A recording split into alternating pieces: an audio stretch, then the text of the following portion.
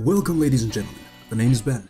In this video I bring you a list of the most overpowered, some would argue broken weapons in the history of Destiny.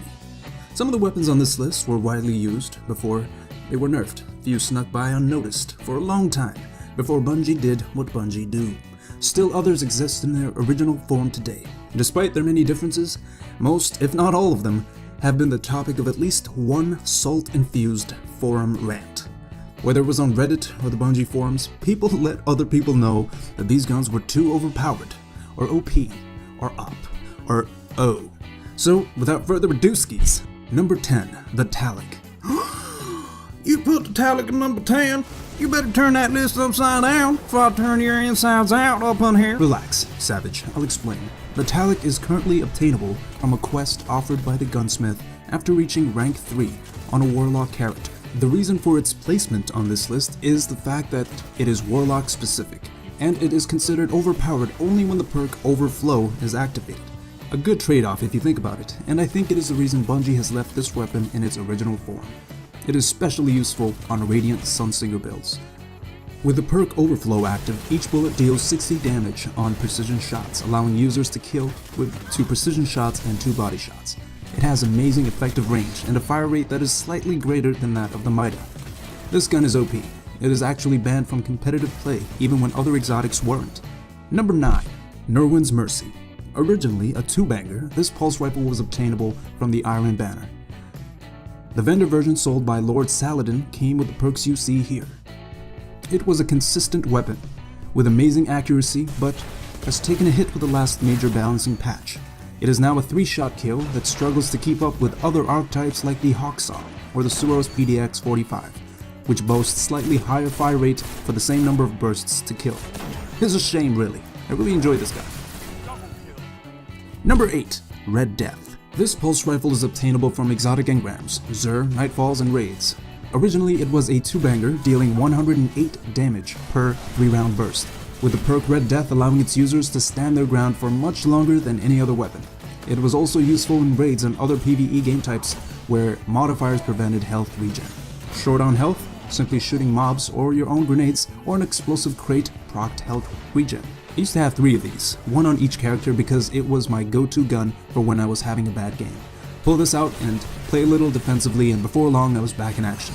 Currently it is a 3-banger requiring 3 shots to kill, and I find it a little underwhelming, especially when facing other pulse rifle archetypes, although some do say it is still usable at medium ranges. Number 7. Hawk Moon. Unlike those of you on PlayStationopolis, we did not get the Hawk Moon until year 2, thanks Bungie. The Hawk Moon at close to medium ranges is still formidable. Compared to other hand cannons, it has amazing hit registration at range, and it is one of the few hand cannons that doesn't make you feel like you're firing blanks.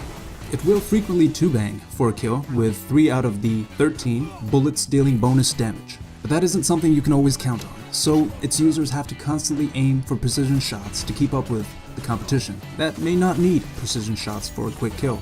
Before the great hand cannon nerf, this monster of a hand cannon used to kill with a single bullet to the head. And if that ain't cheese... Jeez. I remember watching Hawk Moon videos in year 1 thinking, I want to be where the real cheese is. That was a play on the Mermaid song. Then shut up. Number 6. Suros Regime. The Suros was the 3rd weapon Xur ever sold. Fun fact. In its original form, this auto rifle dealt 36 damage per headshot, and that was without the bottom half of the magazine, which could deal up to 55 damage per headshot. It was essentially a 6-hit kill, sometimes 4. And probably the first primary meta in Destiny. Some people argued that the fire rate of this gun was too low when using the perk Focused Fire, but there were ways around it. For example, you could spam the ADS button while firing to have the weapon's aim assist do all the aiming for you while firing at a higher rate. Or you could fire it like a scout rifle, dealing max damage with each bullet while firing faster than you would when using it full auto. I prefer using the first method, or aim assisted hipfire. It was less exhausting, and the weapon's aim assist would help keep shots on target. For more on that, check out the link in the description. Currently the Suros is balanced, I would say. It's not ridiculously overpowered and it is not underwhelming. If you have one, I would give it a try. It's a lot of fun, unless you run into number 5 on this list. The Doctrine of Passing. This auto rifle can be found in the Trials of Osiris. It is of the high fire rate, low impact archetype. Other weapons of this archetype include the Arminius D, which is sold by the Gunsmith, and Atheon's Epilogue from the Vault of Glass. What you see here is the OP perk combo, Counterbalance and Persistence. When this weapon fires at you, you will stagger to death. With a max stability setup, the Doctrine comes with a measly 50+ round magazine. Originally, each bullet dealt 19 damage to the head, allowing users to kill targets in 11 shots.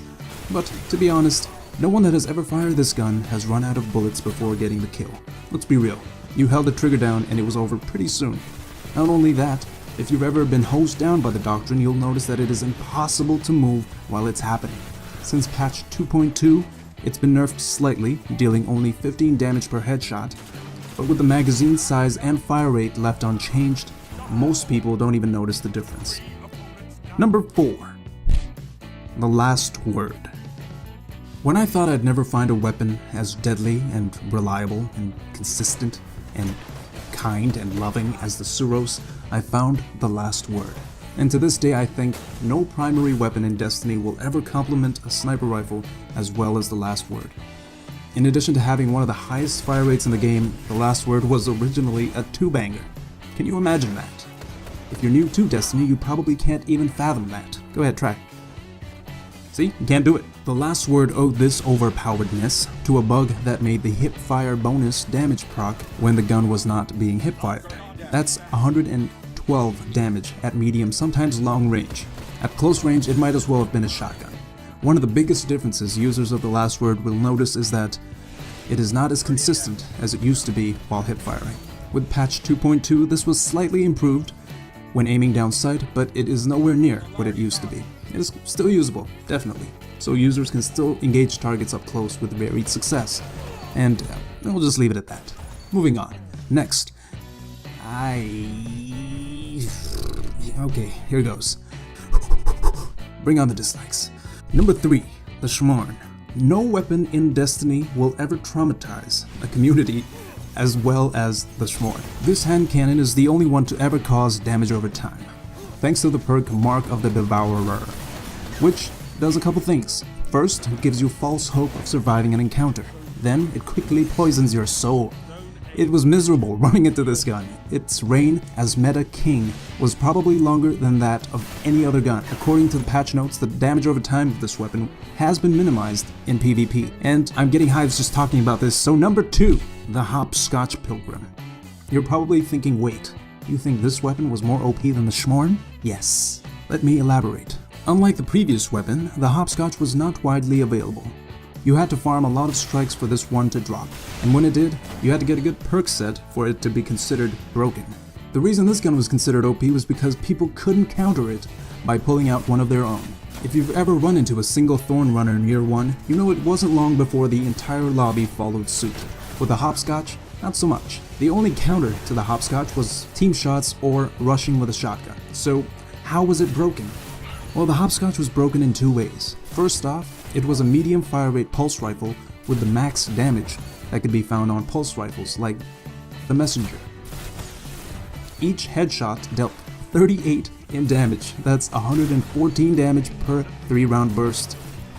Secondly, you could roll the perk Reactive Reload on the weapon, a perk that is no longer available on pulse rifles. This boosted the damage to 51 per headshot after the first kill and reload. Oh, and it may or may not have made the weapon a 2 body shot kill. Little side note. I had fun with this gun for about 2 weeks before it was nerfed. If you want to see more of this cheese, check out the link in the description. Before we hit the number 1 spot, here are some honorable mentions that are amazing, but didn't quite incite virtual riots or major nerfs like the ones we've already seen. The Fatebringer, the Messenger, the Grasp of Malik, the Mida Multi-Tool, the Hawksaw and its analog, the Suros PDX 45. Now, for the number 1 spot, the Vex Mythoclast. Found in the Vault of Glass from killing Atheon, the Vex Mythoclast was arguably the most sought-after weapon in the months following the launch of Destiny. The version you see here is actually the post-patch version. This weapon was so OP it got nerfed before many people got a chance to try it. Here's some footage from a guy named Rainbow. Watch this, just watch.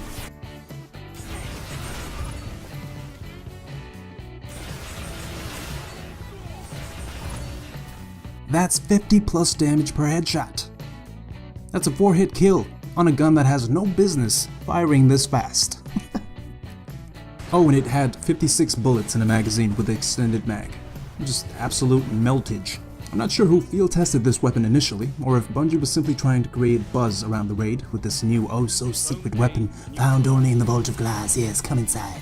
But they did a great job in making people rage quit whenever they came up against the day 1 version of this gun. I never had the day 1 version, but even after the first patch, which came within days of the first forum rants, this weapon was still devastating. You can check out the full gameplay by following the link in the description.